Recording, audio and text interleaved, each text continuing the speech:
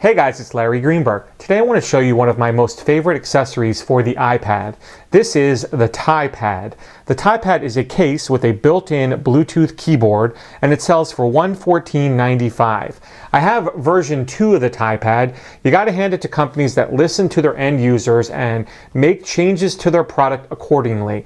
They released version 2 not long ago and it features some new and updated changes that make this, a whole lot better. So the original tyPad used a magnetic style closure for this flap right here. The new version has Velcro, so you can see and hear. The magnet was apparently affecting the compass function of the iPad, and that's why they chose to switch to Velcro instead. So before I open it, I just want to show you kind of the thickness of it. If you've seen the in-case convertible book jacket, this case is almost identical in thickness. Yeah, it's not as thin as some of the other cases on the market, but considering the fact that this has a keyboard built in, it's surprisingly slim.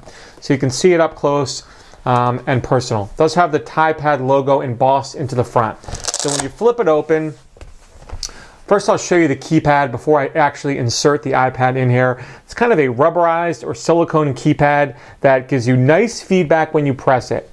The keys are kind of raised, as you can see. They have little grooves inside.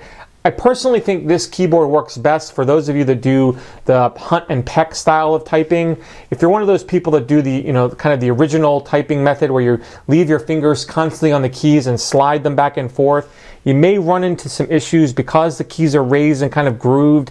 Your fingers may kind of bump into each of the keys as you slide them across. Personally, I haven't had a problem. I find that I can type very well on this keyboard. I do kind of the hunt and peck method though to type.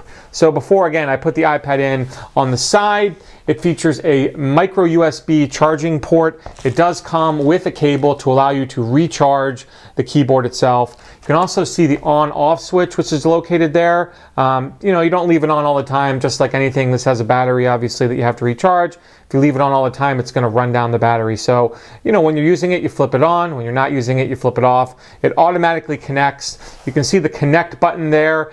You will need to use that the first time to pair this with your iPad. And then once you've got it paired, flipping it on should automatically engage it every time. There's also a little LED there. Not only that tells you when it's charging, but also when it's powered on. So let's get to inserting the iPad in here. You can see it uses a flap style closure method to secure your iPad in here, kind of like the Apple case. So you slide your iPad in from the side. You can see that it only goes in one way because it has kind of the horseshoe cutout at the bottom for your home button, and then they cut it out the top for the sensor. Once you have it in, you just take this little piece and flip it behind your iPad so it locks it in place like so.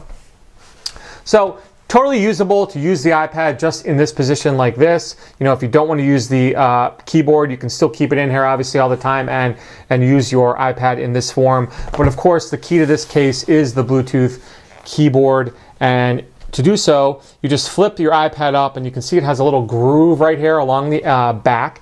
And your iPad just sticks in there like so. I'm going to try to keep this as much in camera as I can so you can see. So once you're ready to go and you want to start typing, you simply take the switch on the tyPad and flip it to the on position.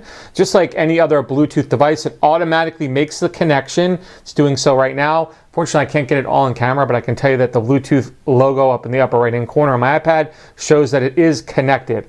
So the keys are, quite similar to a regular keyboard, dual shift keys. One on the left is a little bit bigger than the one on the right. You can see, it has function and alt and caps lock and tab, just like any other keyboard would. It does have some iPad specific keys built in also, such as the volume up and down. You can see when I press that, it invokes the volume up and down. It also has a home screen button, so if you're in an application, let's say, and you want to go back to the home screen, you just press that and it brings you back. When you're on a home screen, if you want to go to Spotlight Search, you can press it to go back as well. So pretty nice feature there. It also has a keyboard button, and that will invoke the on-screen keyboard. So let's say you're in your mail application and you want to type a message. When the Bluetooth keyboard is connected, the on-screen keyboard will not appear because it thinks that you and rightfully so, want to use the tyPad to type. Now I'm typing through the camera right now, which isn't always easy, but so if I want to bring up the on-screen keyboard because for whatever reason I don't want to use the tyPad, if I press that button there, it brings up the on-screen, and now I can use it instead. Of course, if I want it to go away, I can press the button and it will disappear. So the tyPad, again, has become kind of my go-to accessory for the iPad. So much so that, believe it or not, I actually took back my MacBook Air that I bought. The always-on connectivity of my 3G iPad combined with this case has made, for me, the iPad the ultimate portable device. The MacBook Air was great, but it didn't have always-on internet. Had it, I probably would have kept it. But the tyPad allows me to really turn my iPad into a mobile computer. It's truly the most portable computer or / tablet computer, whatever you want to call the iPad, that I've ever used. And I highly suggest you guys check out the tyPad. If you do any kind of heavy-duty typing on your iPad and you don't really care for the on-screen keyboard, this is something you're going to want to check out. I mean, it doesn't, add a tremendous amount of bulk. It keeps the iPad truly portable and slim. It's no bigger or smaller than, let's say, a netbook. It gives you that real keyboard that, just makes typing that much easier. So the tyPad, again, is available for $114.95. I'll put a link in the video description where you can learn more about it. If you have any questions about it at all, please feel free to drop me a line. Otherwise, you have a great day.